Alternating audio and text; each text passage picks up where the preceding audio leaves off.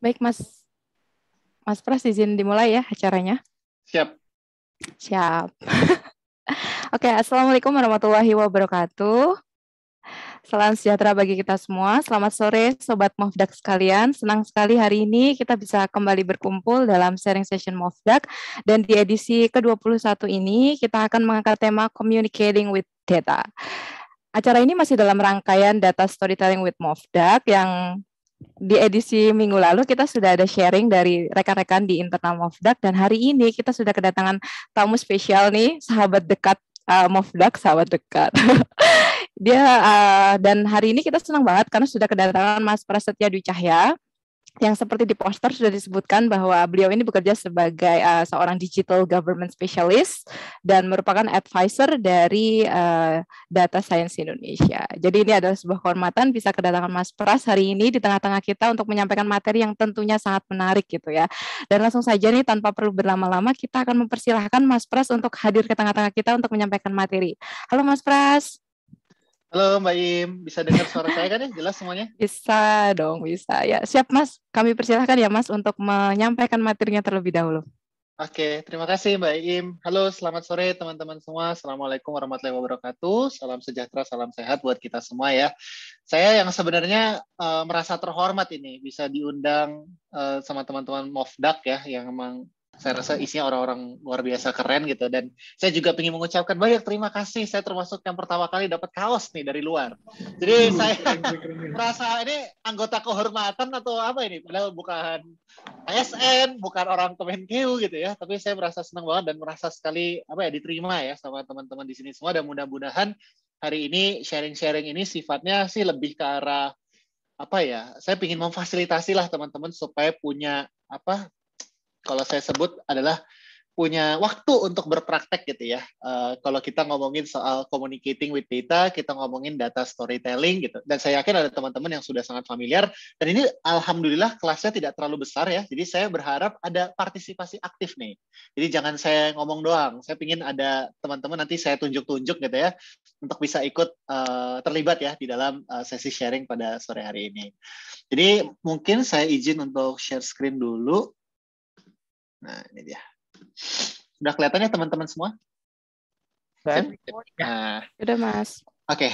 Nah, ini sedikit soal saya ya. Jadi memang saya latar belakangnya, sebenarnya saya orangnya kerjanya tuh mestinya jadi programmer gitu ya. Jadi saya emang sarjana computer science, tapi karena satu dan lain halnya saya bersinggungan nih antara teknologi dan pemerintahan gitu ya. Saya menghabiskan karir selama beberapa tahun terakhir di World Bank, kemudian saya keluar, sekarang membantu di Kemendikbudristek ya, terkait dengan isu-isu transformasi digital. Tapi di saat yang bersamaan saya juga menjadi advisor dari salah satu komunitas data science di Indonesia ya, Data Science Indonesia. Dan juga ini satu role yang saya ingin mulai perkenalkan nih kepada teman-teman. Jadi saya tuh punya tergabung di social enterprise namanya Think Policy. Nggak tahu deh, kalau PNS non-teknologi banyak yang udah tahu nih, tapi saya nggak tahu nih teman-teman di sini pada tahu nggak ya soal Think Policy gitu ya. Jadi memang ini social enterprise yang tujuannya adalah we try to groom kayak yang reformis gitu, yang leader terutama di public sector untuk bisa mendorong kebijakan publik yang berbasis data dan empati. Jadi makanya saya tergabung di situ juga menjadi seorang COO, dan itu ya kurang lebih kegiatan-kegiatan saya selama beberapa tahun belakangan ini. Nah, hari ini sebenarnya temanya adalah kombinasi ya antara ilmu yang saya pelajari secara akademis dengan ilmu yang saya pelajari secara praktek gitu. Dan saya juga dulu banyak dapat pelajaran ini di World Bank gitu ya, di Bank Dunia, berapa kali dalam forum internasional ataupun forum-forum bersama dengan pemerintah Indonesia. Saya tuh dituntut untuk bagaimana caranya menyampaikan informasi yang sangat membosankan dengan menjadi cerita yang menarik. Karena ini prinsip yang setiap kali saya diajarin ya, bahwa orang pada dasarnya tuh nggak akan pernah tertarik dengan data. Ya mungkin kecuali kita atau teman-teman Mofdak gitu ya, pasti tertarik gitu. Tapi 95% mungkin orang di luar sana tuh nggak tertarik gitu. Kayak, apa sih ini angka-angka? Aduh, tiap kali kita present angka, aduh nggak ngertinya apa gitu. Tapi ada satu poin yang selalu diajarkan gitu ya, bahwa orang itu tertarik dengan cerita. Kalau kita ngelihat misalnya Bung Karno gitu ya, dia membangkitkan, berikan aku 10 pemuda akan kuguncang dunia gitu ya.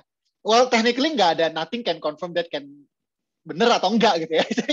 Tapi itu sesuatu yang sangat inspirasional. Kita jadi nempel gitu. Oh, tahu gitu ya. Dan kita lihat bagaimana masa orator-orator itu ya bisa membungkus informasi yang sangat informasi itu menjadi sangat yang menyenangkan. Nah, ini adalah skill yang banyak dimiliki oleh science communicator yang baik gitu. Ini saya kasih contoh adalah salah satunya Hans Rosling. Saya nggak tahu rekan-rekan di sini pernah dengar nggak soal Hans Rosling? Almarhum, saya menyebutnya almarhum Hans Rosling. Pernah dengar nggak? Ada nih kayaknya. Ada ya? Pernah baru dengar? Oke. Jadi Hans Rosling ini salah satu orang yang saya rasa the early data advocate ya, yang kita dengar di zaman tahun 2000-an ini, yang banyak bercerita bagaimana data itu bisa menjadi satu cerita yang menarik. Nah, saya juga ingin bilang kenapa data professionals itu, orang yang bisa ngolah data itu should be a capable storytellers gitu. Kalau saya ngobrol sama teman-teman yang kerja di bidang data, para CDO, Chief Data Officer, mereka selalu bilang, gila anak buah gue parah banget deh kalau jelaskan atau presentasi. Ini kayak masalah gitu ya, kayak saya juga pernah terima gitu ya, saya kerja gitu dengan tim data gitu ya. Terus ini kalau kasih presentasi saya selalu bilang, kamu ini kepinteran deh. Coba diubah ulang gitu ya. Gimana nih caranya supaya sequence-nya tuh menarik gitu. Orang ketika dengar tuh bisa tahu action-nya mereka apa gitu. Ini padahal sebenarnya banyak cerita kita bisa menjelaskan konsep-konsep rumit itu dengan cerita gitu. Ini saya pengen tanya juga nih ke teman-teman. Pernah dengar nggak cerita soal papan catur dengan beras? Ada yang pernah tahu nggak cerita ini? Belum pernah dengar ya? Jadi ini cerita yang terkenal ya di kalangan para mathematician ya. Biasanya kita pernah mas? Nah itu dia. Cerita soal catur dan papan beras ini adalah cerita di mana ada seorang raja gitu, raja bijaksana gitu. Ada seorang lihat penasihatnya, oh penasihat kamu hebat banget gitu. Saya ingin menghadiahi kamu dong, menghadiahi kamu gitu. Oh oke, saya kabulkan apapun gitu.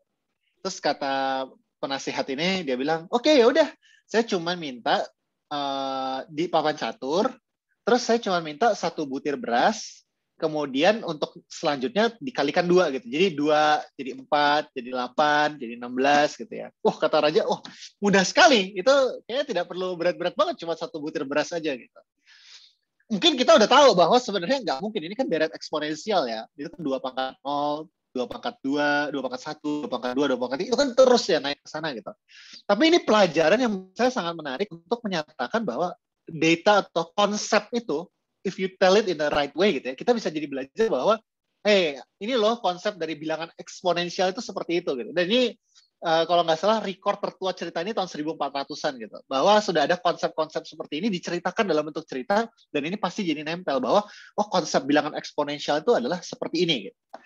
Nah, jadi kita melihat bahwa kemampuan bercerita, kemampuan untuk mendeliver konsep-konsep secara matematis yang rumit itu sangat mungkin untuk dilakukan dengan cara yang menyenangkan. Nah, ini saya pingin, tunggu, ini saya harus stop share dulu bentar. Saya lupa ini udah dipasang audio belum ya? Share sound. Oke. Nah, ini saya ingin tunjukin, terutama teman-teman yang belum pernah melihat ya. Jadi almarhum Hans Rosling ini sangat bagus di dalam cerita. Dan ini menurut saya adalah standar yang bagus sekali kalau kita mau menceritakan tentang suatu informasi kita. Saya putar ya videonya dulu. 4 menitan ini. Visualization is right at the heart of my own work too. Bisa kedengaran kan suaranya? I teach global health. And I know having the data is not enough. I have to show it in ways people both enjoy and understand. Now, I'm going to try something I've never done before. Animating the data in real space, with a bit of technical assistance from the crew. So, here we go. First, an axis for health, life expectancy, from 25 years to 75 years. And down here, an axis for wealth, income per person, $400,000, $4,000, and $40,000. So down here is poor and sick, and up here is rich and healthy. Now, I'm going to show you the world 200 years ago, in 1810. Here come all the countries. Europe brown, Asia red, Middle East green, Africa south of Sahara blue, and the Americas yellow. And the size of the country bubbles show the size of the population. And in 1810, it was pretty crowded down there, wasn't it? All countries were sick and poor. Life expectancy were below 40, in all countries, and only UK and the Netherlands were slightly better off, but not much. And now, why start the world? The Industrial Revolution makes countries in Europe and elsewhere move away from the rest. But the colonized countries in Asia and Africa, they are stuck down there. And eventually, the Western countries get healthier and healthier. And now we slow down to show the impact of the First World War and the Spanish flu epidemic. What a catastrophe! And now I speed up through the 1920s and the 1930s. And in spite of the Great Depression, Western countries forge on towards greater wealth and health. Japan and some others try to follow, but most countries stay down here. Now, after the tragedies of the Second World War, we stop a bit to look at the world in 1948. 1948 was a great year. The war was over, Sweden topped the medal table at the Winter Olympics, and I was born. But the differences between the countries of the world was wider than ever. United States was in the front, Japan was catching up. Brazil was way behind, Iran was getting a little richer from oil, but still had short lives. And the Asian giants, China, India, Pakistan, Bangladesh, and Indonesia, they were still poor and sick down here. But look what is about to happen. Here we go again. In my lifetime, former colonies gained independence, and then finally they started to get healthier and healthier and healthier. And in the 1970s, then countries in Asia and Latin America started to catch up with the Western countries. They became the emerging economies. Some in Africa follows. Some Africans were stuck in civil war and others hit by HIV. And now we can see the world today in the most up-to-date statistics. Most people today live in the middle, but there are huge differences at the same time between the best of countries and the worst of countries.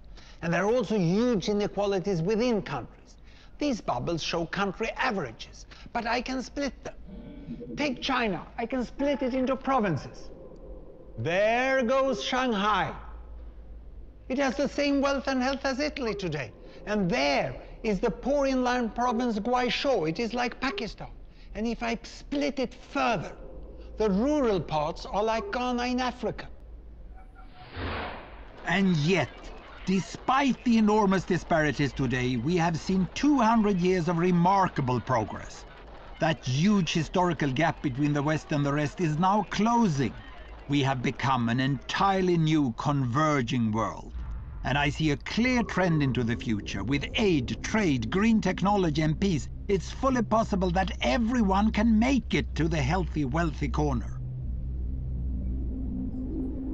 Well, what you just seen in the last few minutes is a story of 200 countries shown over 200 years and beyond. It involved plotting of 120,000 numbers.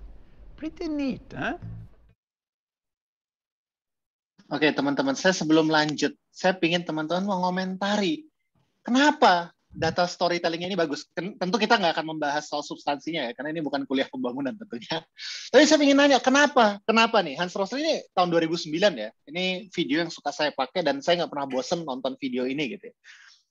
Apa elemen yang membuat storytelling dia begitu menarik? Ini padahal nih asli ada paper loh, ini papernya dia sebenarnya. Papernya dia, tapi apa yang membuat dia begitu menarik? Oke, animasi gitu. Selain animasi apa? Silakan ngomong aja, ini kan kita kecil ya forumnya, jadi aku bisa ngomong ada story-nya. Apa yang bikin story-nya menarik gitu? Ada story yang membosankan, kita nonton film ngantuk gitu. Tapi apa story yang membuat dia menarik? Kenapa teman-teman ini merasa ini menarik? Atau jadi buat teman-teman nggak menarik? Dia cerita kayak Indonesia tahun gitu masih madesu. Ya iyalah, baru merdeka.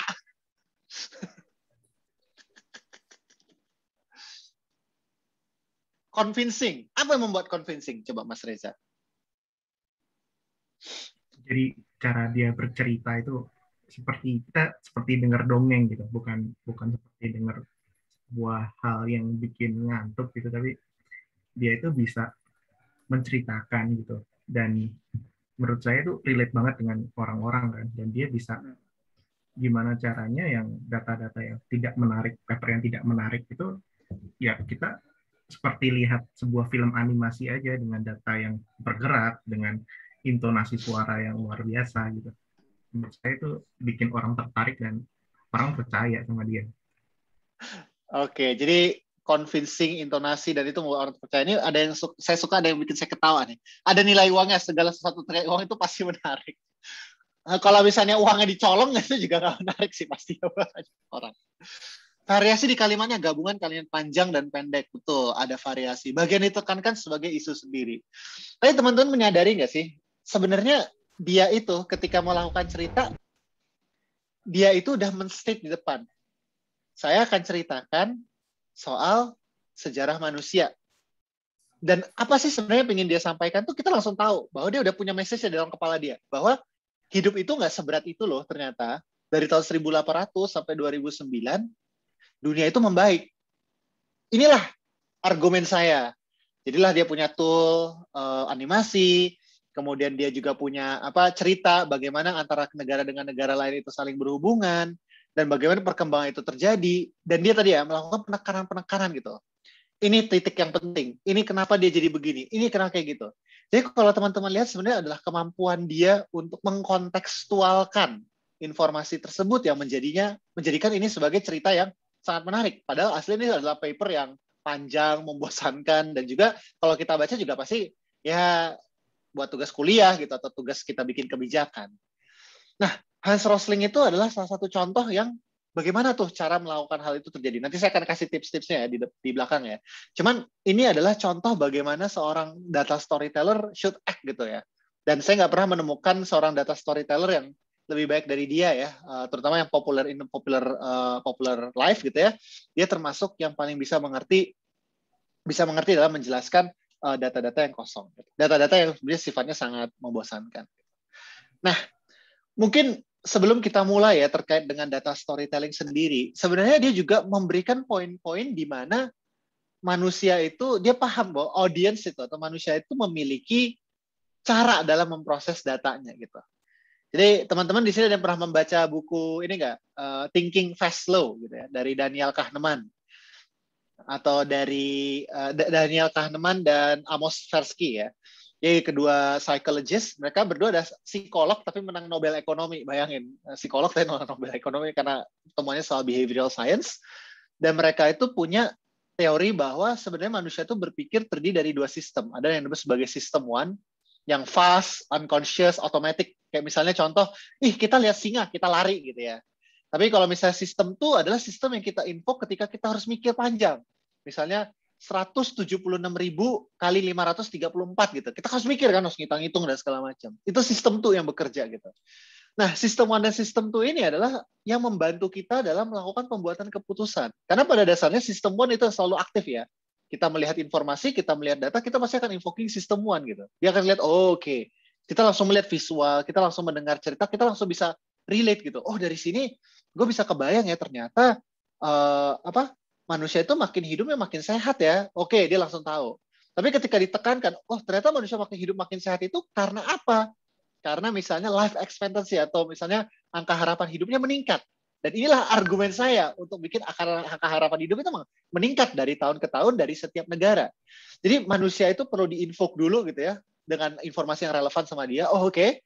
Kemudian pelan-pelan gitu ya, dibuat supaya sistem tunya mulai mikir, oh ternyata begini langkah-langkahnya. Akhirnya dia bisa mendigest itu dengan baik. Dan kalau saya ngelihat, memang itu pola yang selalu terjadi dalam melakukan presentasi terkait dengan data. You always have that kind of understanding ya, bahwa audiens kita itu pada dasarnya ya males, akan selalu rely dengan apa yang dilihat di depan mata. Tapi once you grab the attention, once you know, oke, inilah kuncinya, itulah dimana kita bisa mulai info supaya orang-orang mulai belajar atau mulai mikir, oh ini gimana ya cara kita memproses informasi ini sehingga kita bisa paham apa nih yang sebenarnya diceritakan. Nah, kalau misalnya kita ngelihat visualisasi data storytelling ya, saya nggak nyebut visualization gitu. Memang terdiri dari 3 poin gitu ya. Ada yang kita ngomongin datanya, ada kita ngomongin visualnya, tadi ya cantik gitu, ada kita ngomongin naratifnya. Dan ketiga ini adalah saling terhubung. Visualisasi dengan data ya cuma data visualization. Kita cuma tahu doang gitu. Naratif sama data ya itu ibaratnya cuma menjelaskan doang. Naratif dengan visual ya pertunjukan wayang atau pertunjukan seni gitu. Tapi ketika tiga ini digabung, inilah yang membuat itu sebagai data storytelling. Jadi kenapa tadi ya, Hans Rosling benar ya, dengan narasinya hidup makin sehat, dengan itunya makin bagus, saya tunjukkan visualnya, datanya adalah yaitu semua dari negara-negara itu selama 200 tahun terakhir. Itu paket yang memang dilihatkan ya, untuk kita bisa mendorong itu dengan baik. Dan juga, ini kalau saya bisa juga bilang bahwa ketika menyampaikan suatu data storytelling ya, itu kan sebenarnya kita sadar dalam situasi kita harus meyakinkan orang. Kita harus meyakinkan orang. Dan kalau teman-teman lihat ya, orang itu kan teryakinkan tuh bukan karena informasi gitu, tapi karena perasaan, karena ada preconceived belief ya, ada kepercayaan, ada konteks emosional yang ada di situ gitu. Karena kalau seandainya semua udah setuju, ngapain juga kita presentasi bikin visualisasi capek-capek kan? Kita bikin visualisasi capek-capek, kita bikin narasi, karena kita mau meyakinkan orang. Makanya pemahaman mengenai bagaimana orang berpikir itu juga salah satu poin yang sangat penting ketika kita mau menyampaikan suatu cerita dari data. Nah, makanya ketika kita berbicara soal data storytelling atau communicating with data, harus memulai dengan why. Why we are having this presentation, why we are having this conversation. Misalnya, kita mau presentasi ini karena teman-teman MOF gitu ya, kita mau presentasi, ini tolong dianggap ini cuman ini saya ya, cuman cuma buat bahan belajar diskusi aja ya. Kita harus meyakinkan bahwa misalnya pajak harus dinaikkan gitu kan ya. Itu kan cerita data sih kan. Kita yakinkan gitu pimpinan bahwa pajak tuh harus dinaikkan. Kenapa pajak harus dinaikkan? Karena kita punya banyak alasan. We start with why gitu. Dan nggak bisa alasannya karena penerimaan negara kurang kan nggak bisa. Harus invoking emotions gitu. Kita lihat misalnya betapa banyaknya orang yang mestinya mendapatkan layanan publik, bantuan sosial, dia tidak bisa mendapatkan bantuan sosial karena negara harus berkompetisi dalam mendapatkan keuntungan tersebut, mendapatkan alokasi dana tersebut gitu. Di satu sisi kita juga melihat adanya fiscal gap yang dimana orang-orang yang sebenarnya miskin itu ternyata harus mendapatkan beban dari pajak lebih banyak daripada orang-orang yang kaya gitu. Oleh karena itu, nah start with why. Makanya why itu tadi kayak misalnya Hans Rosling saya kasih contoh adalah dia start with why. Dia start bahwa kita melihat dunia itu sebenarnya tidak seburuk itu. Oleh karena itu saya ingin meyakinkan Anda bahwa dunia tidak seburuk itu dengan dua perspektif. Pendapatan per kapita, di mana menunjukkan seberapa banyak uang yang mereka hasilkan, dan angka harapan hidup, seberapa lama mereka bisa hidup gitu ya. Karena why itu adalah yang menjadi titik poin penting gitu. Dan ke-why-an ini, terutama dalam konteks data storytelling, itu sifatnya adalah sifat kuantitatifnya masih menempel gitu. Jadi biasanya kalau kita berbicara soal quantitative analysis, kita berbicara soal data, sebenarnya kan ada 3 hal ya yang kita mau coba tangkap gitu ya. Kita mencoba mengidentifikasikan masalah. Ya misalnya tadi kayak masalah perpajakan gitu ya. Kita mau identifikasi masalahnya itu apa sih? Ternyata uangnya kurang, ternyata nggak bisa buat alokasi belanja strategis, tidak bisa untuk ini, tidak bisa untuk itu. Kemudian yang kedua, kita menggunakan data selain untuk kita melihat permasalahan-permasalahannya apa aja, tapi kita juga mau menstrukturkan permasalahan ini adalah untuk apa gitu. Permasalahan ini seperti apa dalamnya. Oh ternyata uang yang dibutuhkan untuk bisa supaya misalnya orang miskin itu jadi bisa naik kelas, ternyata kurangnya 550 triliun untuk 5 tahun ke depan. Itu lebih jelas kan, oh itu bisa kita lihat, oh ternyata magnitude-nya sedalam itu gitu. Itu kan kemampuan dari seorang kenapa analisis data itu dibutuhkan gitu. Dan terakhir adalah ya crafting solutions, bagaimana itu bisa menjadi basis solusinya itu apa gitu. Kalau misalnya harus menaikkan pajak, ya kita ceritakan menaikkan pajaknya seberapa tinggi gitu. Sehingga bisa menutup gap atau menutup apa yang kekurangan yang kita coba identifikasikan dan strukturkan sebelumnya. Tetapi harus dipahami juga bahwa tadi ya ada konteks, ada misalnya emosi yang juga memainkan peran dalam siapapun yang menerima data itu gitu ya. Sesuka-sukanya kita being data driven, policy, konteks, experience itu play a great role gitu. Ini ada komik ini komiknya namanya SMBC teman-teman. Saya suka baca komik ini karena nerdy banget ya. Terus dia bilang kan, relax. Statistically the odds being murdered by a serial killer is less than 1 in the 10 million gitu. Itu kan statistically speaking kita menjelaskan itu kan benar ya, benar memang.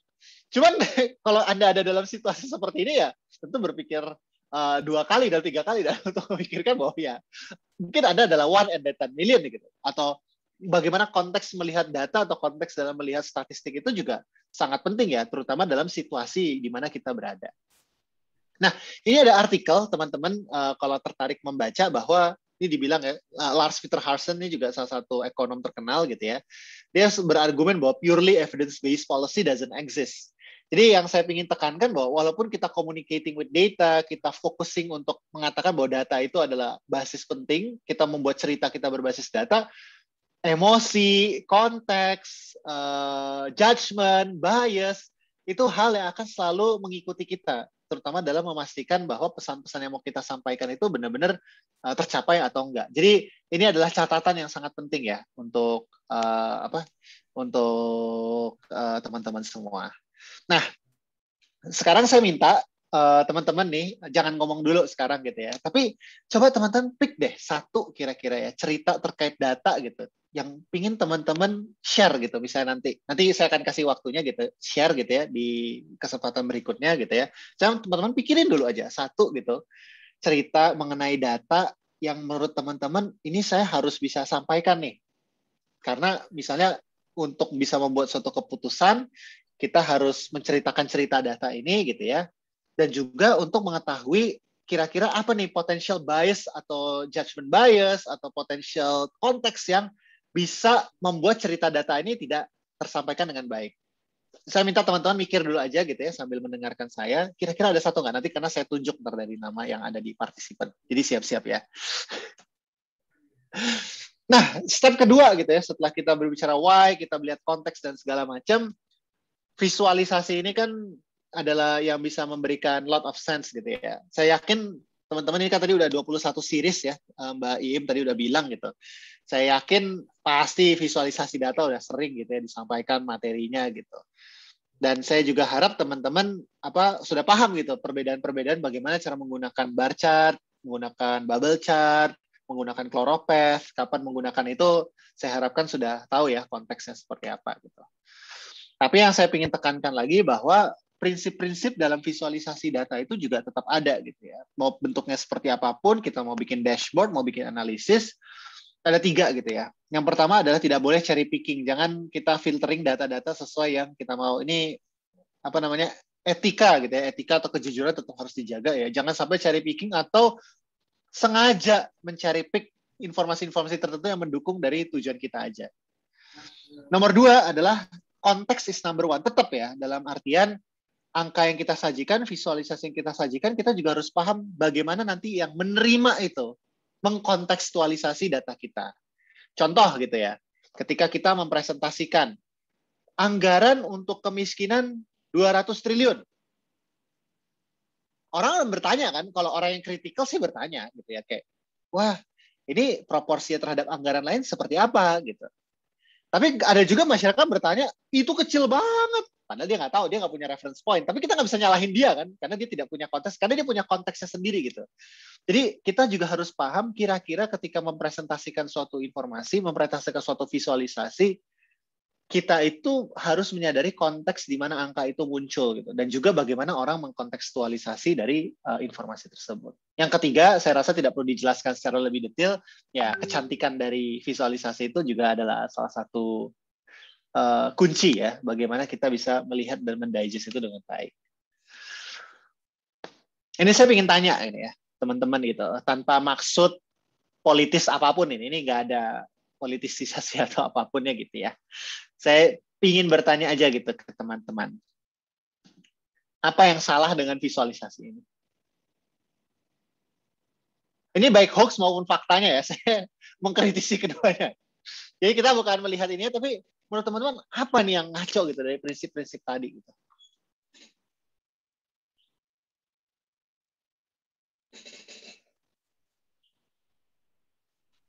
Angkanya silakan. Beda ya, Pak. Kenapa? Angka yang paling kiri ini kok bisa beda ya? Triliun 130 miliar. Satu, sudah ada perbedaan. Ini mungkin konteksnya politis ya, saya nggak tahu gitu ya. Cuma dari konteks visualisasi, apa yang salah? Batangnya nggak pakai skala, benar. Gimana caranya 3T dengan 1,4T? Kalau dilihat-lihat, gimana caranya tuh? Saya juga nggak tahu gitu. Satu itu.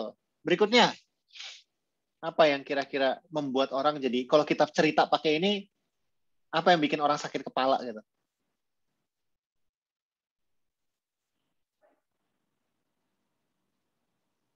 Ada lagi nggak? Ini biar nggak ngantuk gitu, karena ini sore-sore biasanya orang udah mulai ngantuk ini. Apa coba teman-teman? Silakan. Jangan malu-malu, ini nggak ada bener, nggak ada salah.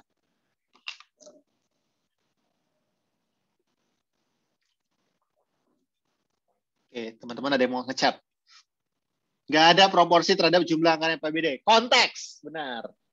Iya, nggak ada proporsinya. Nggak ada proporsinya. Walaupun di bawah ada tuh 500M dari APBD 4,1T. Cuman ya siapa yang mikir? Ingat ada sistem one. Saya juga nggak bisa mikir. 500 bagi 4 triliun berapa tuh? Coba 500 bagi 4 triliun berapa? Saya juga nggak tahu. Coba itu kan juga nggak bisa dipikirin kan.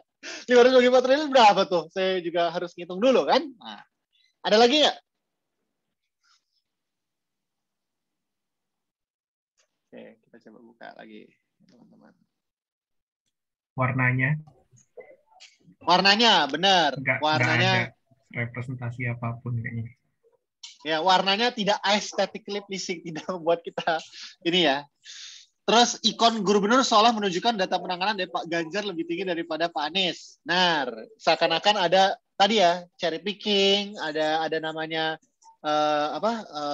motif-motif tertentu.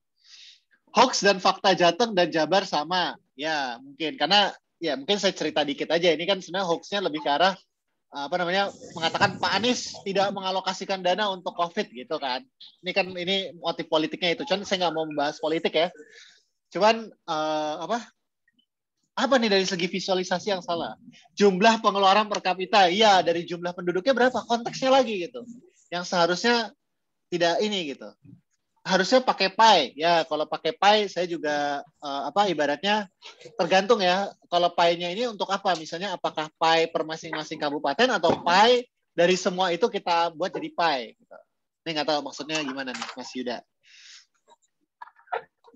Nah, jadi kita bisa melihat ya, jadi contoh-contoh bagaimana sebenarnya perlu sekali perbaikan-perbaikan ya, bagaimana sebenarnya visualisasi data itu bisa membantu dalam membuat cerita yang lebih baik gitu. Dan tentu secara etis, karena kita kan menyampaikan kebenaran ya, kita bukan mau menyampaikan suatu motif tertentu gitu.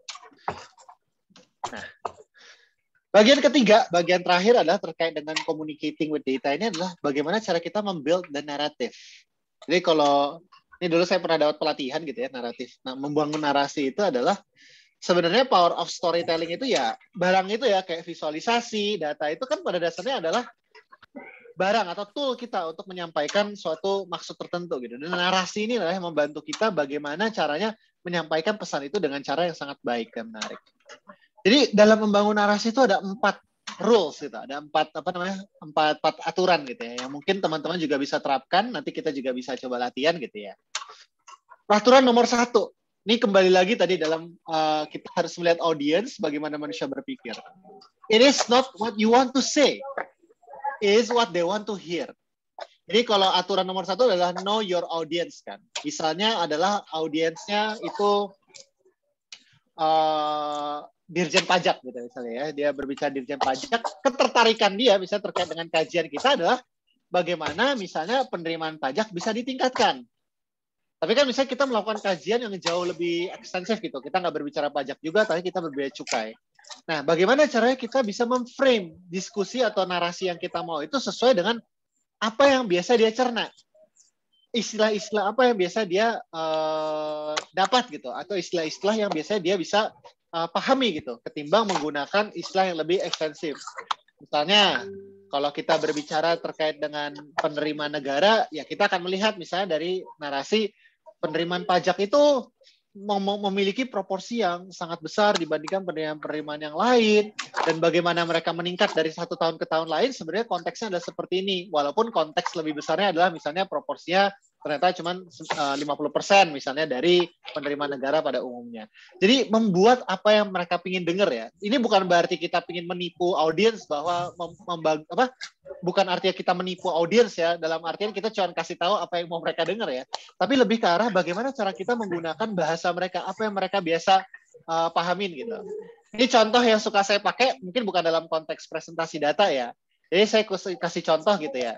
Teman-teman, karena banyak tim saya itu dari startup, teman-teman ini harus ingat ya, gimana caranya kita align dengan IKU dari pegawai negeri gitu, IKU dari mana? Dari organisasi. Saya bilang IKU itu adalah seperti OKR, Objective Key Results gitu. Jadi kan membuat mereka menjadi sadar, oh oke, termnya itu adalah sama loh, kita membicarakan hal-hal yang kurang lebih sama. Nah, yang kedua adalah kadang-kala nih banyak banget yang selalu fokus pada facts and no emotions.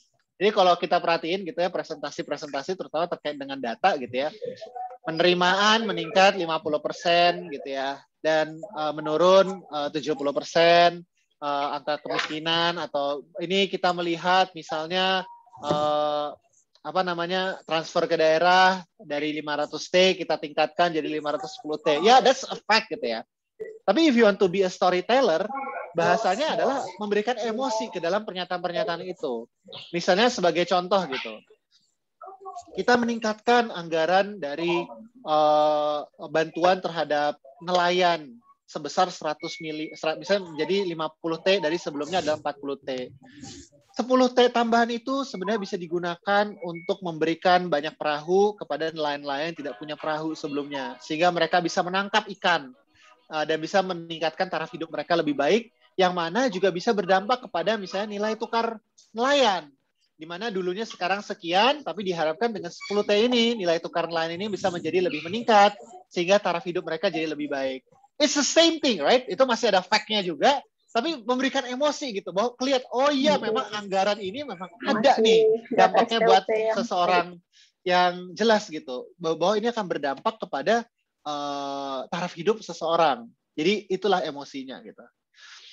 Yang ketiga, jadi teman-teman ini suka banget saya berdebat dulu ya. Kalau orang tuh kalau bikin PPT kadang-kadang semuanya diumplek-umplek gitu, apa tulisannya kecil-kecil semuanya diumplek-umplek gitu ya.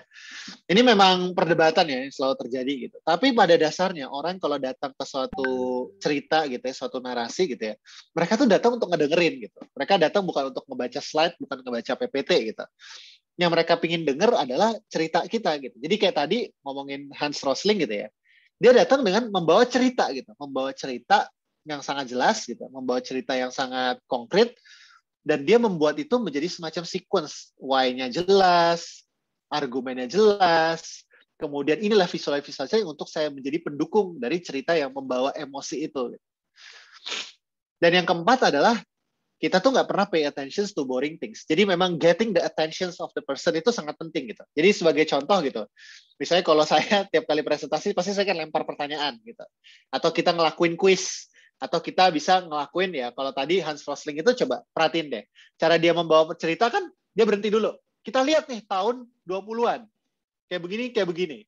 Kita lihat tahun 48, 3 tahun setelah Perang Dunia Kedua, dia bikin konteks, dia bikin suatu narasi, dia begini.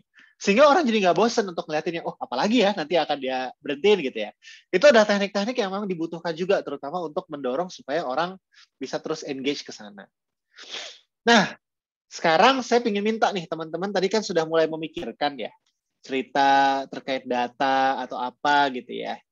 Nah, saya ingin minta nih, teman-teman cerita aja. Ngarang gitu, ini storytelling exercise gitu ya, dengan menggunakan data. Saya yakin teman-teman Mofdak ini kan semua udah hafal lah mau pakai data apapun gitu ya. Tapi tolong ceritain ke saya tuh tadi dengan berbagai prinsip-prinsip tadi, contoh dari Hans Rosling ini gitu ya.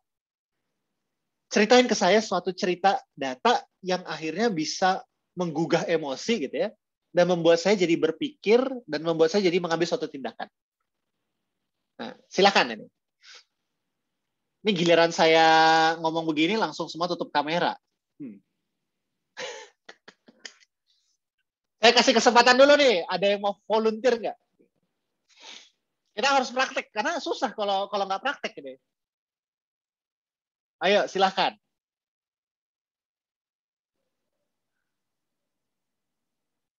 Teman-teman, ada yang mau?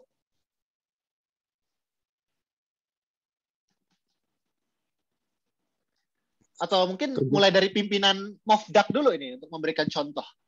Nah, Tadi contoh, ada Mas Ade itu, Mas. Oh, aku bingung kalau misalnya sudah cerita. Cerita apa? Langsung cerita. Masih Nggak dulu. perlu panjang, 2 menit dulu. 2 menit. Ya, Mas, masih dulu lah, Mas. Kayaknya lebih banyak ceritanya nih, Mas Hindu. Nah. Silakan ini para pimpinan Mofdak ini. Sebelum saya tunjuk, saya nggak enak nih nunjuk-nunjuk orang.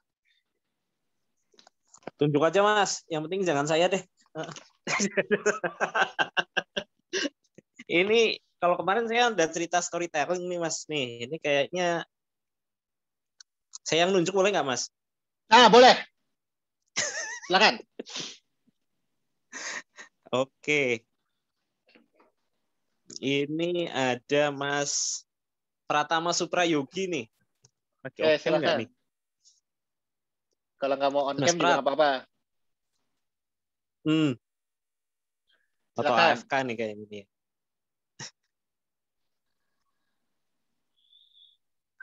Siapa? Monitor nggak nih? Wah, ini nggak ini juga.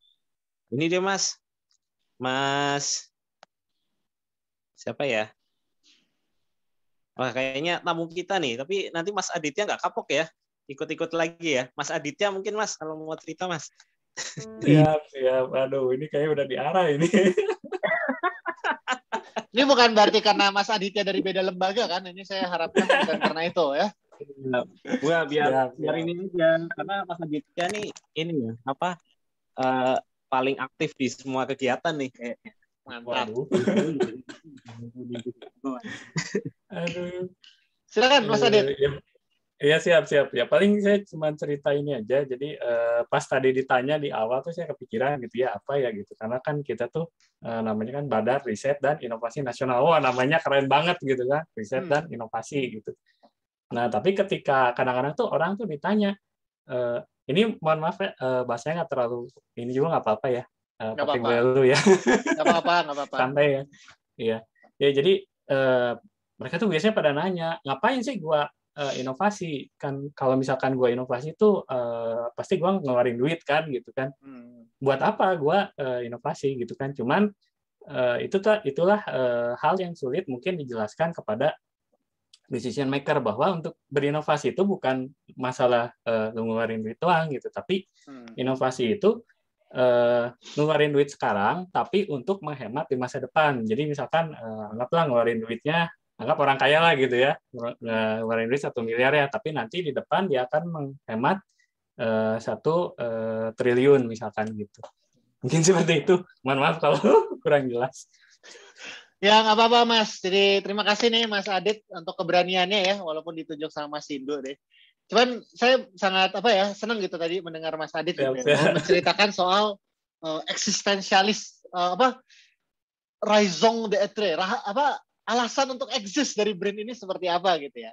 Mungkin kalau saya boleh kasih feedback ya Mas, mungkin harus mulai dulu dengan cerita why gitu ya.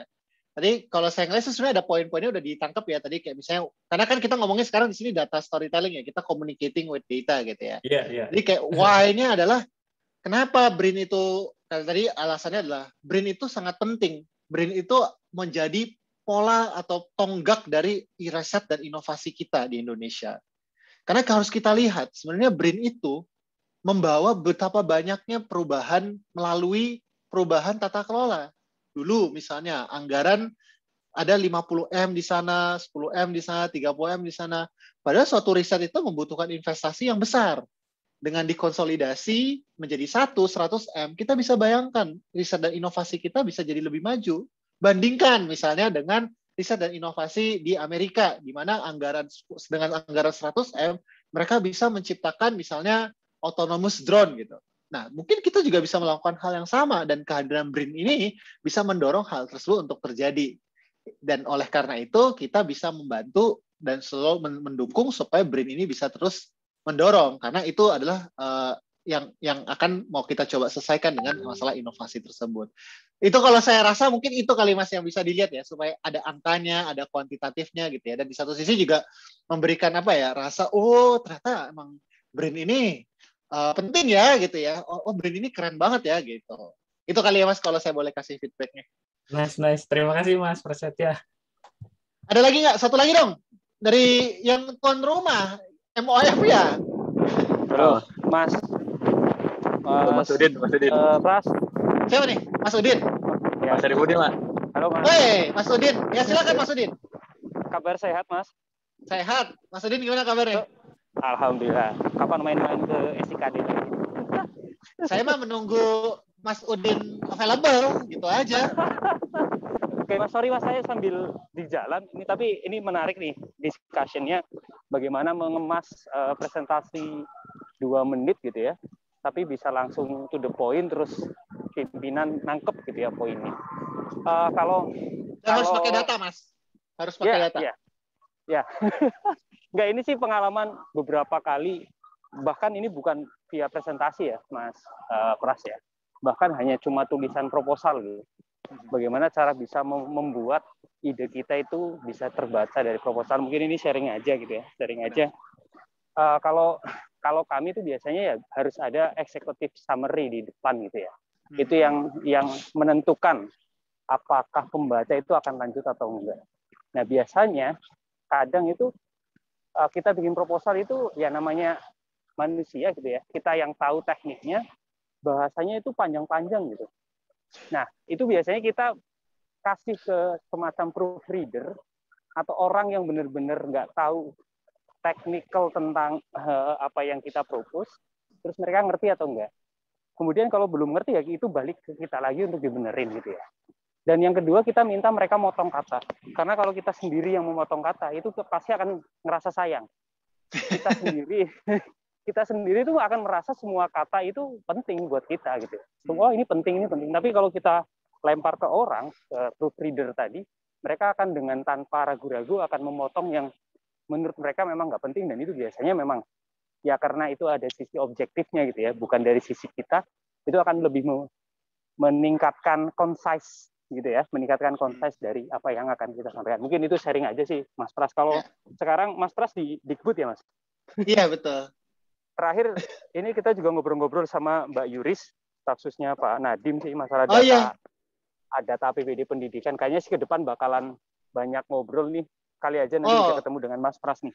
Pastinya, saya kerja juga bareng Mbak Yuris. Oh, oke. Ya udah. Kemarin cuman kayaknya Mas Pras nggak ikut pas rapatnya. Kayaknya saya nggak, ya saya soalnya ngurusin yang lebih ini sih, terkait dana BOS gitu ya. Saya ngurusinnya lebih banyak di teknis itunya. Oke, Mas, mungkin itu aja Mas, sharing aja Mas, apakah memang nanti ada tips lain gitu ya dari Mas Pras, tapi biasanya saya begitu gitu ya, ada executive summary, kemudian minta orang lain untuk ngekat, lu ngerti nggak gitu ya dengan yang gua tulis, itu sih mungkin Mas Pras. Oke, makasih nih Mas Udin ya. Jadi kalau saya bilang bener banget, itu kalau apalagi buat tulisan ya, kalau sekarang kan kita lebih baik bikin cerita gitu ya, bukan tulisan. Emang executive summary itu poin nomor 1 ya, dan apalagi kalau policy brief itu saya udah pasti yang bagian pertama policy brief adalah Anda harus ngapain, sisanya alasan di bawahnya. Itu kan mendingan Anda harus ngapainnya duluan tuh kan yang dibaca gitu, baru habis itu alasannya tuh di belakang-belakangnya lah, baru dibacain kan sama pimpinan gitu. Tapi tadi tekniknya gitu, misalnya meminta feedback dari orang, itu bener banget. Terus itu juga berlaku dalam melakukan pembuat cerita ya. Karena salah satu cara untuk kita jadi semakin bagus bercerita, kita semakin bagus dalam merangkai suatu kata-kata adalah dengan meminta feedback. Ini saya udah bener belum? Ini saya udah paham belum? Atau ini udah oke atau belum? Nah, mungkin kalau dalam konteks misalnya bercerita, biasanya kita pause dulu. Diem gitu ya. Kita diem, kita lihat gitu. Audiens matanya bengong atau kayak, oh gitu. Itu juga harus kita pandai ya, kita pandai lihat gitu ya. Atau kita juga bisa melakukan yang kayak ngecek. Sampai di sini apakah ada pertanyaan? Ataukah ada yang ingin disampaikan gitu loh, ataukah misalnya konsep tadi terlalu rumit gitu. Itu juga salah satu cara bagaimana kita bisa mengumpulkan ya, atau memastikan orang tuh bisa mendigest dengan baik juga. On top of kita juga terus berlatih. Nah, saya juga ingin ngundang dong satu orang lagi gitu ya, tolong dong share gitu ya, cerita atau berani nggak misalnya gimana tadi menerapkan prinsip-prinsip tadi gitu ya, untuk bercerita gitu, 2 menit aja, maksimal 2 menit aja bercerita soal data. Boleh Mas Mas. Ade, Mas. Ya. silakan. Jadi mungkin konteks ini aku sebagai seorang pengawas ya, internal auditor di Kementerian Keuangan gitu. Kadang kita memakai data tuh dapatnya temuan, anomali, atau ya kesalahan-kesalahan yang dilakukan oleh klien. Nah, kadang kita tuh agak kesulitan tuh, gimana cara nyampaikan, ya biar mereka nggak tersinggung, dan nggak ngerasa, oh ini kok kayak gini gitu. Jadi, mungkin salah satu konteksnya adalah yang baru terjadi nih. Jadi kita bikin continuous audit, ngambil data dari, BPJS minta subsidi kan. Nah, sebelum disubsidi tuh harus direview oleh Ijen. Nah, kita dapat nih, ada beberapa misalnya anomalinya. Kayak, oh ini sebenarnya pesertanya sudah meninggal. Oh ini beda nih kelompoknya, harusnya nggak subsidi, dan lain sebagainya. Lumayan gede tuh, yang kita temukan. Nah, gimana caranya kita tuh bisa, menceritakan temuan kita tanpa harus menyinggung BPJS dan tanpa membuat kesel pimpinan kita. Jangan-jangan malah kita ngasih tahu, oh temennya segini-gini Pak. Akhirnya pimpinan-pimpinan ini malah jadi marah atau masalah kesel sama BPJS, dan akhirnya malah jadi kacau gitu komunikasi antar dua instansi. Jadi intinya sih enaknya kayak gimana deh pendekatannya gitu Mas. Sebenarnya ada nih datanya, anomali-anomalinya, dan nilainya pun ada gitu. Cuman ya pendekatan untuk menjelaskan ke pimpinan kita tuh lebih cocoknya kayak gimana gitu. Mungkin gitu sih. Ini berarti bentuknya pertanyaan ya. Nah, kalau saya, apalagi kalau menjelaskan temuan-temuan sensitif gitu ya, ini mah lebih ke arah banyak strategi politis ketimbang presentasi. Saya nomor satu adalah, kalau saya selalu ngelihat ya, ini pakai caranya tadi Mas Udin, saya bilang. Mencari safe space untuk diberikan feedback.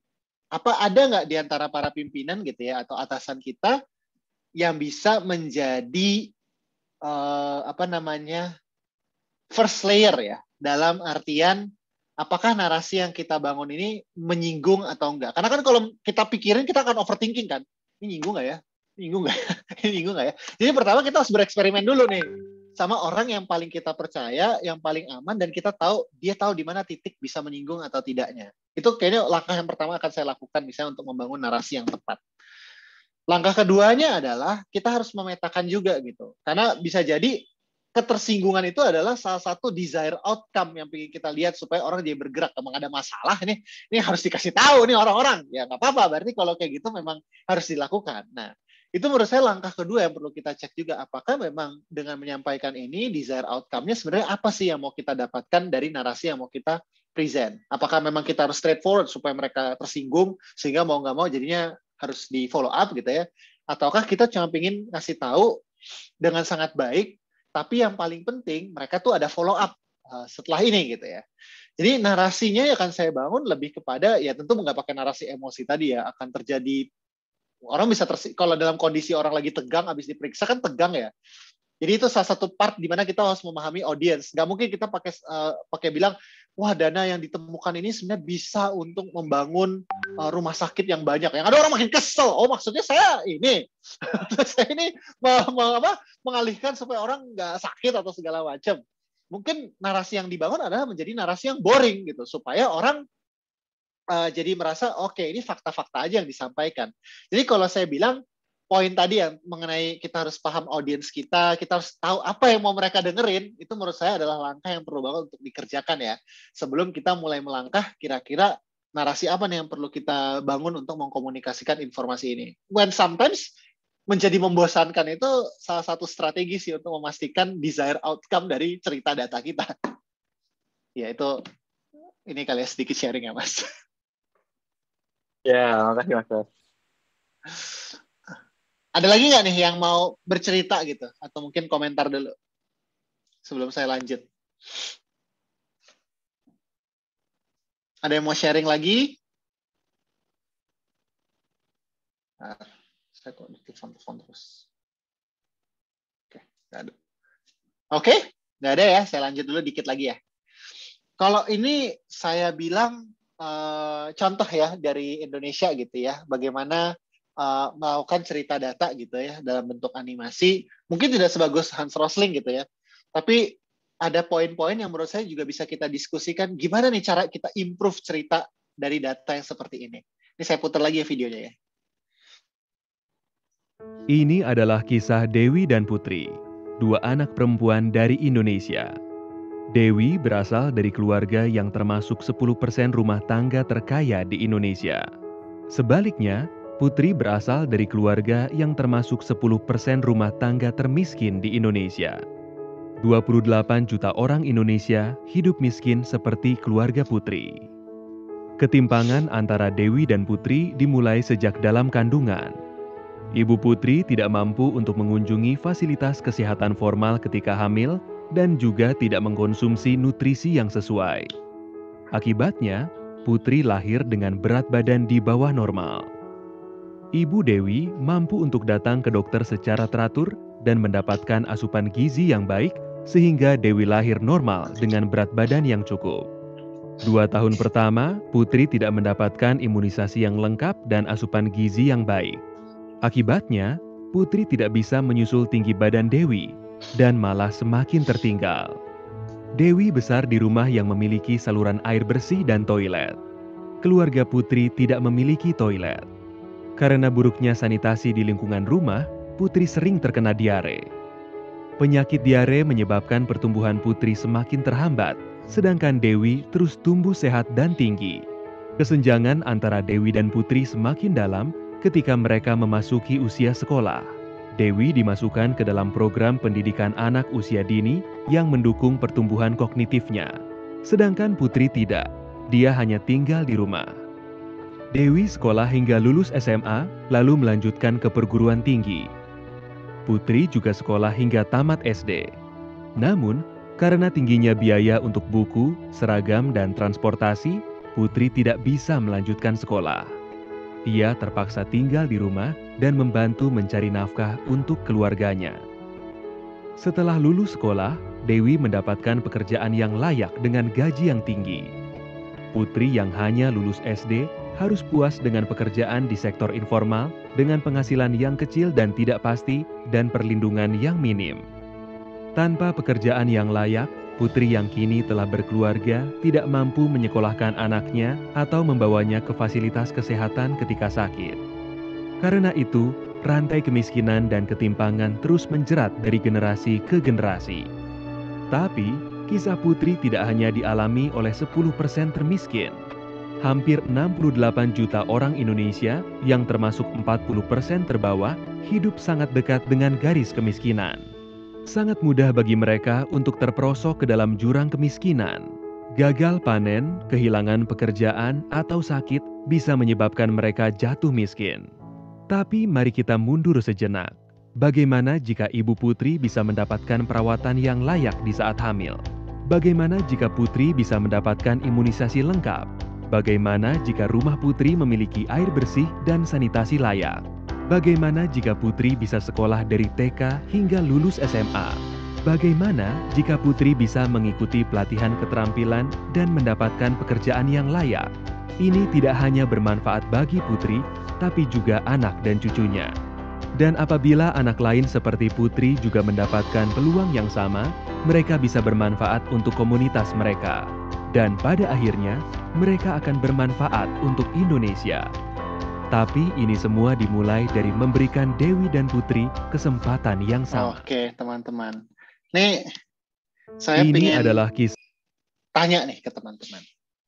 Kembali lagi ya, kita nggak ngomongin soal substansinya gitu. Ini kan bukan kuliah pembangunan gitu. Tapi kira-kira apakah narasi ini sudah dianggap bagus sebagai narasi data yang baik? Atau kira-kira apa nih yang bisa ditingkatkan supaya bisa menjadi yang lebih bagus lagi berdasarkan prinsip-prinsip yang tadi kita saling ngobrol ya? Silakan.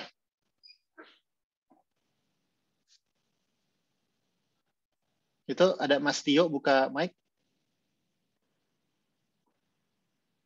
Silakan Mas. Halo. Silakan teman-teman.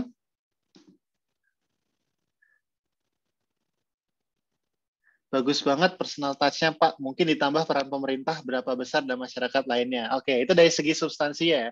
Tapi dari segi ceritanya, apa yang menurut teman-teman bagus gitu, dan apa yang menurut teman-teman kurang yang perlu bisa ditambahkan. Ini saya ingin ngajak teman-teman juga untuk mengkritisi gitu ya. Mungkin itu Mas Bas. Yang Apa namanya? Oh, silakan Mas. Sorry. Ya, yang bagus ada personanya ya. Jadi ada Dewi dan siapa tadi? Sinta ya? Putri. Putri ya. Itu iklan Citra, Mas. Itu yang iya, salah. Siapa itu Sinta? Beda Ayo server loh. ya, Pak. Sinta siapa? Beda server. Ya, jadi kita jadi kayak lebih apa ya? Kayak kenal gitu loh sama, karena dikasih nama, jadi kita lebih personal, lebih kenal personal gitu sih, Pak. Menurut saya yang bagus itu. Jadi salah satu yang poin bagusnya adalah kita diberikan sentuhan personal. Ada nama di balik data itu. Dewi dan Putri. Putri terlahir sebagai keluarga miskin terbawah di Indonesia. Dewi di mana itu ya? Oke. Silakan, ada lagi. Tadi Mas Ade. Ya Mas, mungkin pas lagi part yang terakhir gitu ya. Itu lebih banyak bagaimana gitu. Apakah nggak ada data yang mendukung? Maksudnya untuk sanitasi kita sudah ngapain? Ada datanya nggak untuk sanitasi? Untuk pendidikan gimana? Itu kan lebih kepada bagaimana gitu. Walaupun sebenarnya itu sound-nya pun sudah optimis kan. Nah, tinggal didukung oleh datanya. Sebenarnya yang sudah dilakukan apa gitu. Oke. Berarti untuk meningkatkan supaya lebih bagus lagi, tadi yang solusinya itu sebenarnya sudah seberapa banyak nih solusi yang dikerjakan. Dan mungkin dari situ kurangnya di mana gitu ya, kalau Mas Andi bisa menyampaikan ya. Jangan-jangan misalnya kita sudah menyediakan tadi kan 72% keluarga termiskin tidak punya akses air bersih. Dengan sekarang kita sudah berusaha untuk menaikkan dari 72% menjadi 85%. Tinggal 15% lagi gitu ya. Misalnya ceritanya seperti itu. Oke. Ada lagi? Yang bagus kita bisa membaikkan. Gimana Mas? Silakan Mas Udin.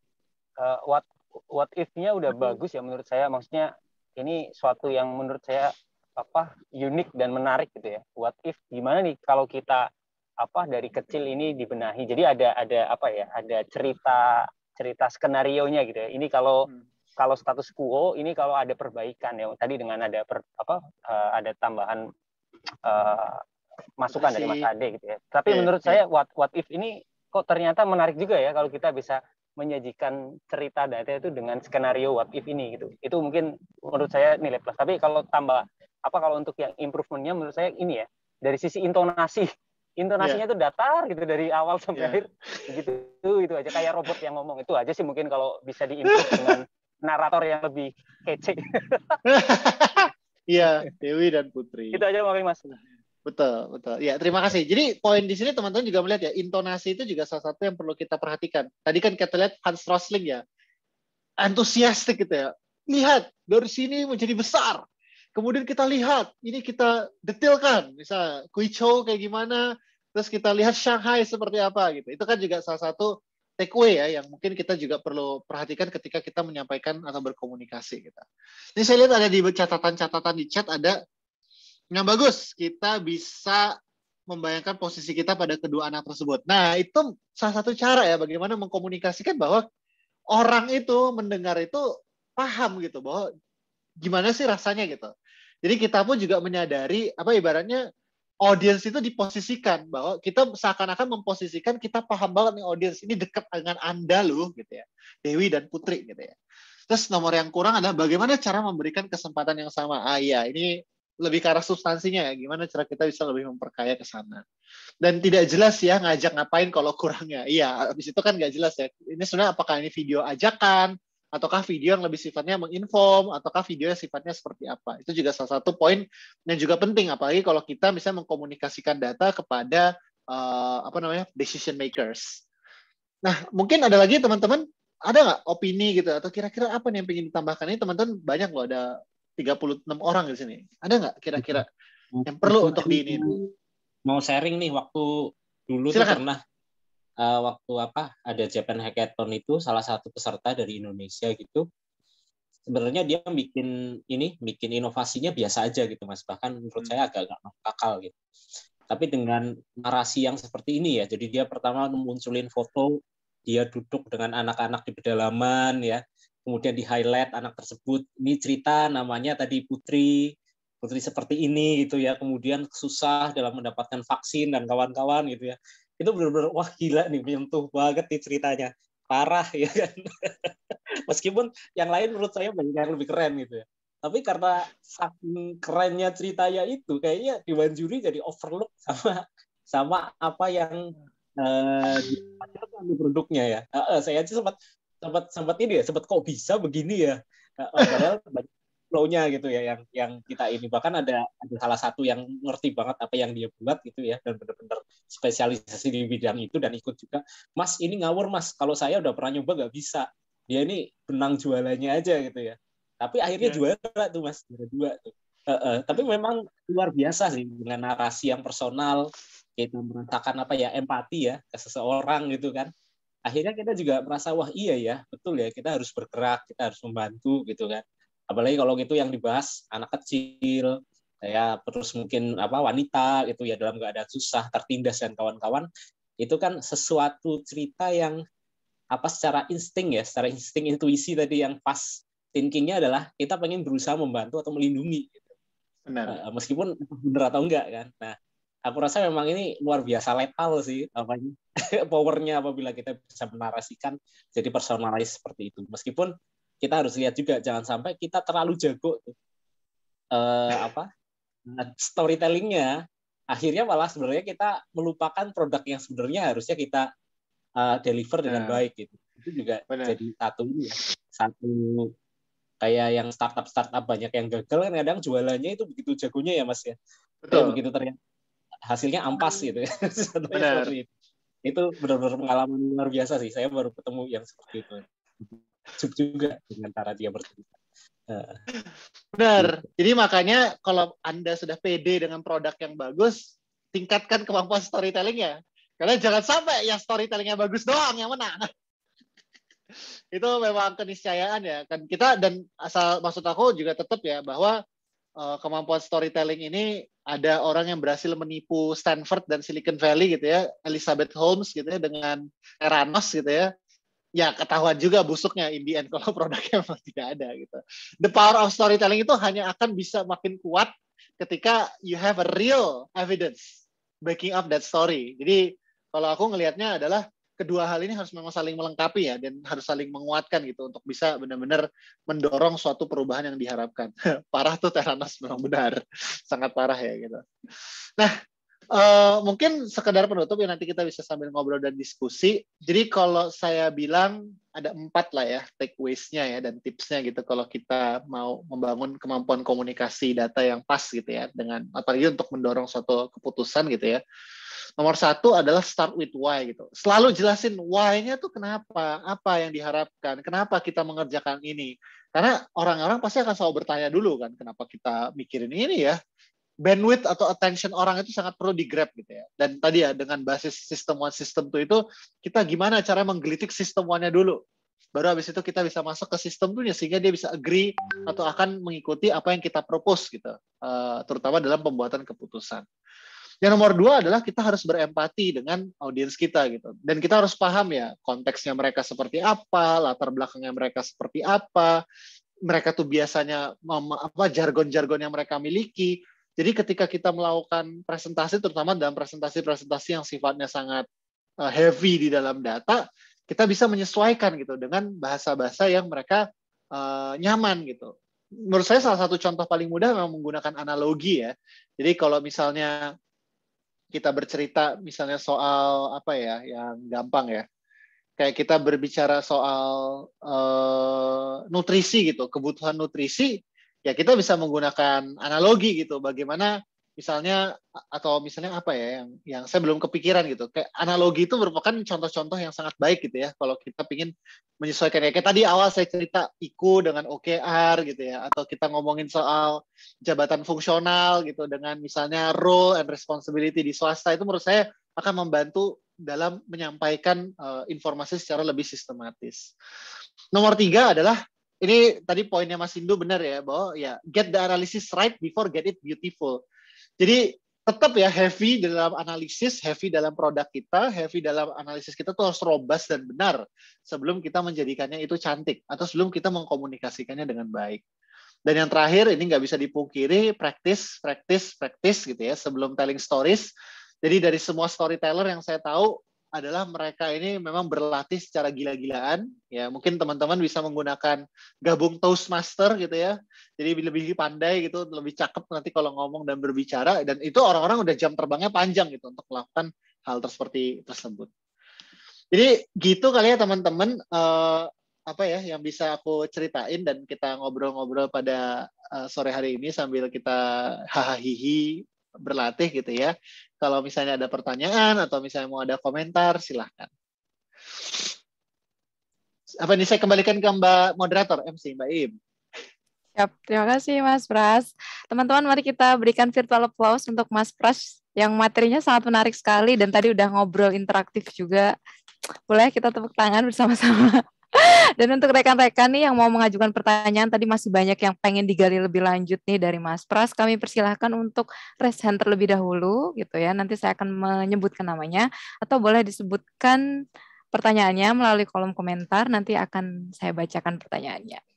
Saya persilahkan nih. Mumpung ada Mas Prasnya di sini. Silakan. Atau siapa nih Mas Ade mungkin? Ada yang mau ditanyakan atau Mas Hindu? Oh Mas Reza silakan. Mas Reza untuk mengajukan pertanyaan.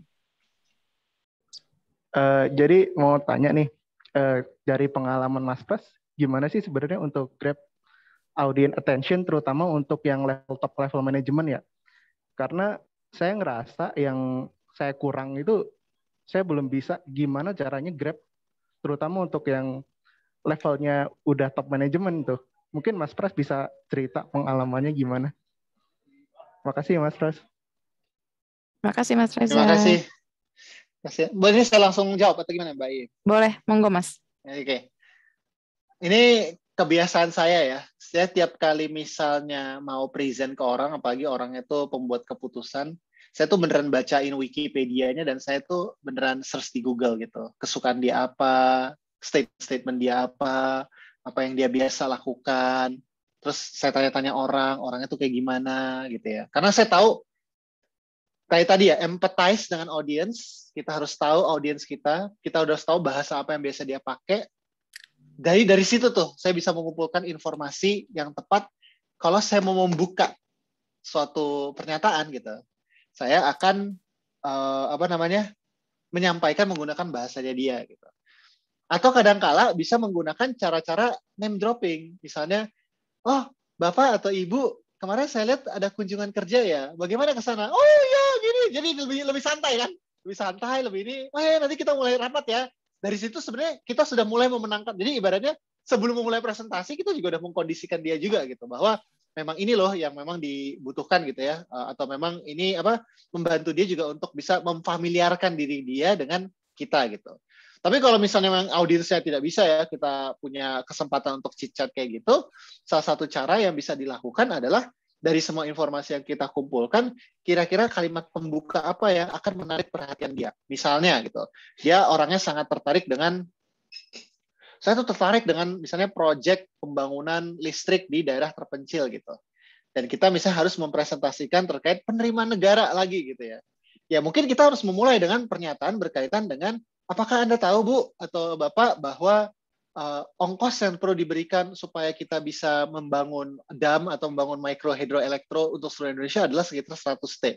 Dan kita memulai kekurangan di sini, karena anggaran kita untuk itu hanya 150 T. Oleh karena itu, kami mempresentasikan, inilah strategi penerimaan negaranya. Kan mulainya juga dari situ juga bisa, itu sebenarnya. Makanya riset itu penting, teman-teman.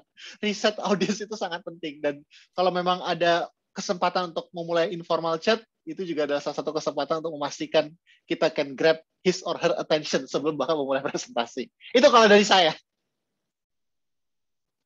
Baik, jadi saya ketahuan nih. Kalau suka nyari-nyari, suka nyari, ketahuan itu sekarang.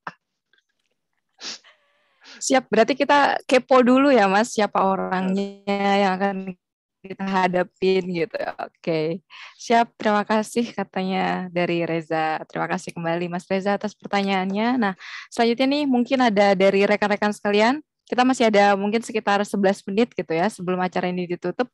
Kalau masih ada yang mau bertanya gitu. Oke, ini sudah ada Mas Rifki Bagas. Kami persilakan Mas untuk bertanya langsung. Ya, Assalamualaikum warahmatullahi wabarakatuh. Waalaikumsalam. Ini aku matiin, enggak saya. Jadi mohon izin. Ini kita BB ini coba aku matiin tadi.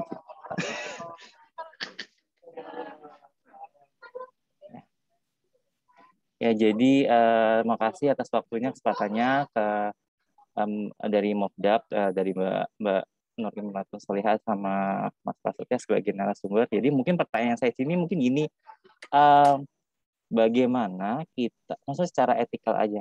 Jadi kita ada data nih, ada data yang harus kita sampaikan. Nah, terus kayak tadi kan ternyata kita meng-highlight satu penekanan yang ibaratnya kayak ini tuh bisa jadi hal positif loh buat kita semua. Nah, namun itu kan pasti perlu data pendukung data yang ada. Secara etikal, mungkin datanya mungkin kecil ya, tapi kan itu kan apakah harus juga langsung ditampilkan di visualnya? Maksudnya atau cuma bentuk narasi kita aja? Atau semua yang kita ucapkan, narasikan itu semua datanya harus tertampilkan gitu, seperti itu. Itu aja sih, karena kan kadang kan orang itu ya, jadi cuma sebenarnya kan yang tadi penguatnya tadi, supporting tada ini sebenarnya cuma membantu mengengage-kan, jadi enggak poin pentingnya, cuma oh ini ada data gini loh gitu. Tapi apakah itu secara etikalnya boleh nggak sih? Tadi yang pertama adalah kita meng-highlight itu, yang kedua adalah datanya apakah perlu ditampilkan apa enggak, gitu aja. Terima kasih. Ya, ini memang selalu jadi dilema ya kalau kita presentasi gitu ya. Mana yang kita pilih? Apakah kita pilih ini melead kepada suatu bias atau suatu misleading gitu ya? Itu juga bisa banget gitu ya. Ya nomor satu sih menurut saya yang paling penting nawa itu ya, meniatkan dulu lah itu. Kita harus jujur gitu, harus baik, itu kan nomor satu ya. Nah nomor dua, kalau prinsip saya adalah data yang ditampilkan itu mestinya harus secara lebih keseluruhan gitu. Dalam artian kita tampilkan secara menyeluruhnya seperti apa, baru nanti kita ceritakan highlight atau kontekstualisasi dari sisi kita tuh seperti apa. Nah, cara yang paling bagus sebenarnya untuk memastikan ini kalau kita udah berniat baik ya, dan bukan karena kita pengen mengarah-arahkan gitu ya, meniat baik gitu ya, terutama apalagi pengen melakukan namanya presentasi atau pengen highlighting a part of the data gitu ya. Salah satu caranya tadi kayak Mas Udin bilang, harus ada orang yang melihat, yang lain yang melihat gitu ya. Harus ada peer reviewers gitu yang melihat, mengatakan ya ini udah benar, robust and scientifically good, bahwa yang kita highlight, yang kita kontekstualisasikan itu benar. Kayak tadi teman-teman nanti bisa baca ya, kan Mas Indu saya tadi udah kasih gitu ya, kemarin kasih bisa disirkulate ke teman-teman semua gitu ya. Yang tadi itu artikel dari Lars Peter Hansen itu bahwa tidak ada yang namanya purely evidence based, itu tidak ada. Pasti ada konteks kita, pasti ada bias kita, ada bias dari penerima gitu ya. Oleh karena itu penting namanya untuk selalu dilihatin oleh banyak orang. Kita harus jujur metodologi, kita harus bisa menampilkan apa adanya, dan kita harus ngasih catatan-catatan kenapa kita punya kontekstualisasi di situ. Jadi itu menurut saya salah satu langkah-langkah untuk memastikan bahwa presentasi kita tetap bisa fokus, tapi tetap etis ya. Dalam artian tidak mengarahkan pada suatu kepentingan tertentu. Itu sih kayaknya approach yang saya bisa sampaikan gitu ya. Dan biasa saya lakukan juga sih. Baik, sudah terjawab Mas Rifki pertanyaannya? Iya, terima kasih Mas Prasetya sama Mbak. Sama-sama. Terima kasih. Siap, terima kasih. Terima kasih Mas Rifki.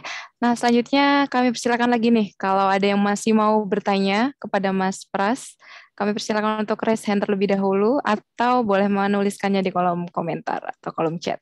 Silahkan.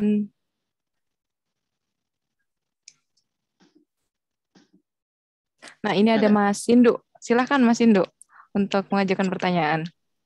Oke, iya nih saya gali ilmunya nih mumpung Mas Pras di sini kan. Iya, mungkin nanggapi yang tadi dikit nambahin Mas, ini kebetulan saya barusan itu ngajar dan relate banget ya. Jadi waktu saya pernah nampilin suatu data itu kan yang mengukur IPM dari belanja gitu ya. Ternyata salah satu elemen di IPM itu adalah harapan lama sekolah itu akurasi algoritma yang terbaik itu errornya 98%, Mas. Errornya 98%. Iya, berarti sama sekali tidak akurat gitu kan, Mas. Dan itu tetap saya tampilkan dengan yang lainnya akurasinya cukup baik gitu. Dan ada yang baik juga gitu. Tapi saya cari reasoning juga. Oh ternyata memang harapan lama sekolah itu kan orang disurvei terus ngomong pengennya sampai sekolah mana sih? wah saya ya pengennya S3 Mas gitu kan, padahal ternyata lulusnya cuma SMP misalnya gitu. Nah iya kan, karena kan dari pengambilan surveinya pun juga masih ada flow-nya di situ kan, sehingga akan sangat wajar itu, dan itu diungkapkan aja gitu, dan jangan malah disembunyikan. Kalau menurut saya sih gitu sih, kalau disembunyikan malah nanti dikejar, malah apa namanya malah kita nggak bisa mempertanggungjawabkan kan. Tapi at least kita buka, ini nggak akurat, yang ini akurat, alasannya apa. Nah mungkin itu tambahan dikit.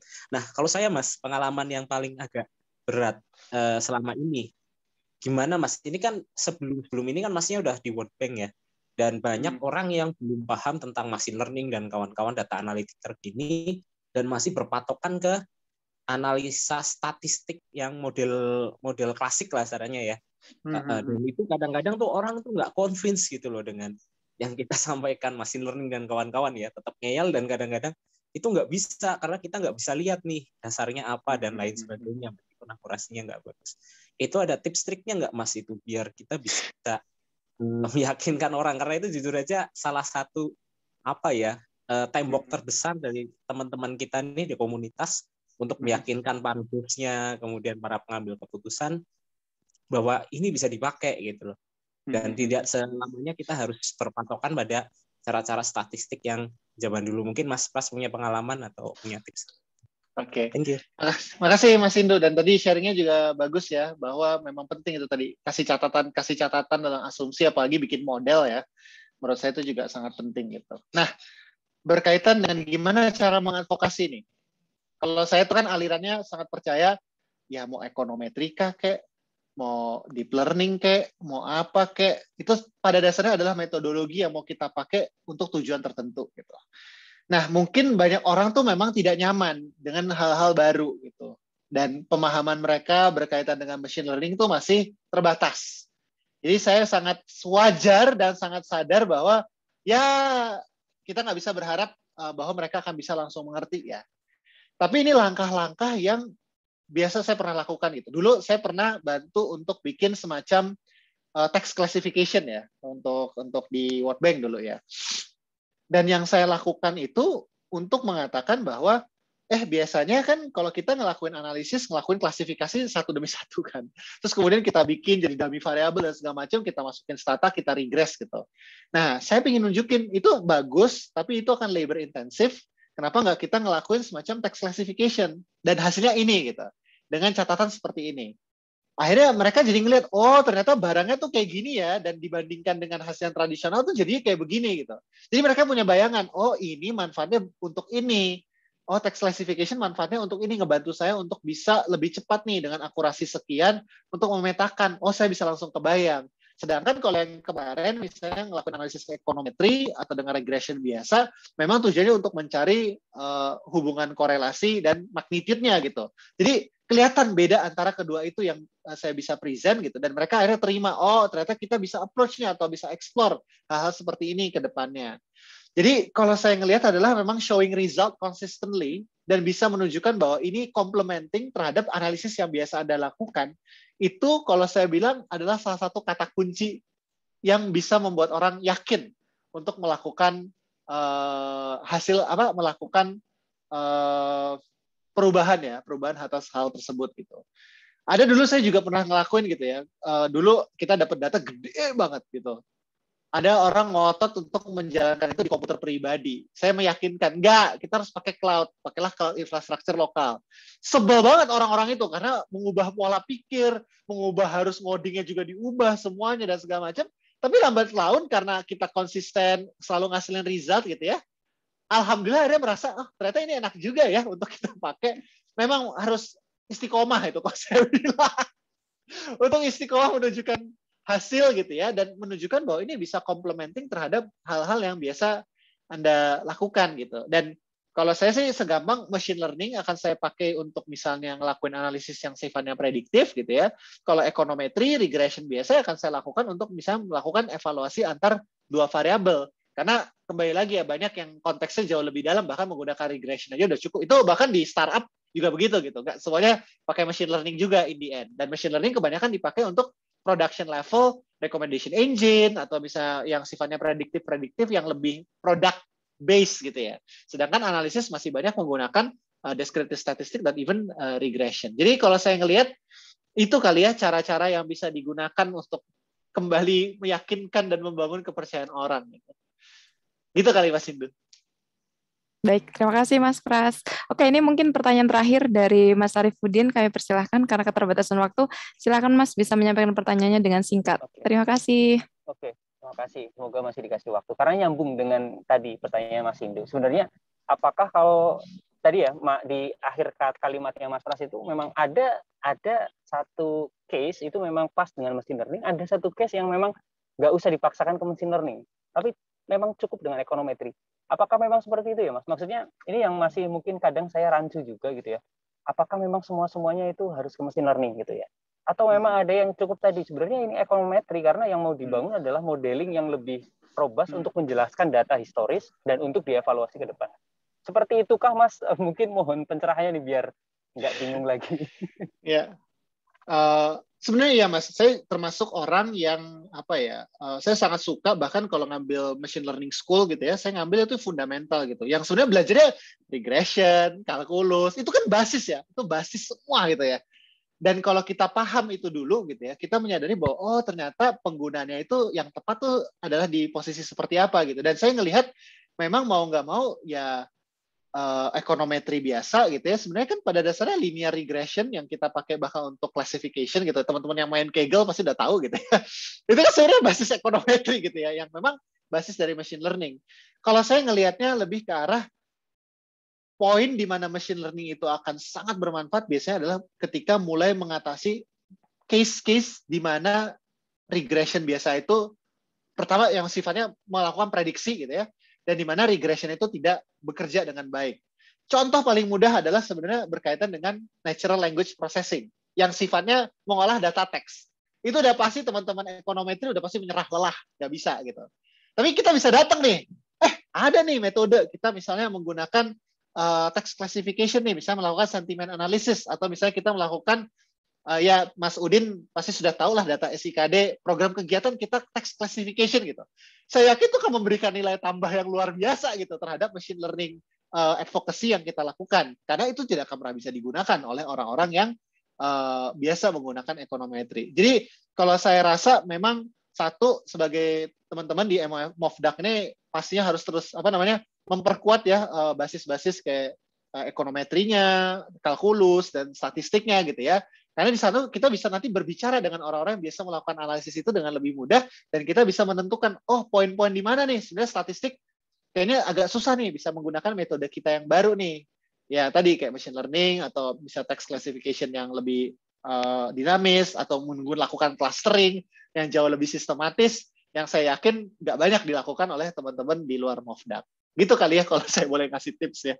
Oke, thanks Mas Pras, makasih banyak. Baik, terima kasih juga Mas Arifuddin atas pertanyaannya, dan Mas Pras, terima kasih ini sudah menjawab pertanyaan-pertanyaan dari Sobat MOFDAQ. Mas, mungkin kita bisa closing statement terlebih dahulu sebelum nanti kita tutup. Dan persilakan Mas untuk closing statement. Closing statement-nya adalah saya pokoknya senang banget ya bisa diundang ke sini, terus ngobrol dengan teman-teman MOFDAQ. Jadi saya lebih banyak tidak melakukan ujangan-ujangan, kayaknya teman-teman udah pada jago semua gitu ya, dan teman-teman juga sangat haus ilmu gitu. Saya cuman ibaratnya pengen nyemangatin teman-teman lah bahwa work dari seorang advocacy gitu ya, melakukan perubahan mindset ya, karena saya ngelakuin sendiri gitu lewat DSI, saya melakukan tuh banyak kegiatan advokasi gitu, memang tidak mudah gitu untuk mengubah pola pikir orang, kemudian juga mengubah bahwa dari hype menjadi produk yang real, barangnya itu gimana, itu juga merupakan butuh waktu ya teman-teman. Jadi saya sih sangat menyarankan gimana nih kita sama-sama bisa meningkatkan skill kita, terutama dari sisi komunikasi juga, bahwa value dari berkumpul di MOFDAQ ini, kemudian value dari produk-produk atau analisis yang kita lakukan ini bisa melengkapi dari apa yang sudah ada sebelumnya, dan bahkan makin memperkuat ke depannya kalau dengan adanya MOFDAQ ini, analisis data ataupun produk-produk digital yang dikeluarkan itu bisa jauh lebih tepat sasaran dan berdampak luas bagi Indonesia. Jadi kalau misalnya saya harus ngasih closing statement adalah all the best teman-teman MOFDAQ. Saya dengan senang hati ya selalu akan mencoba membantu dan mensupport teman-teman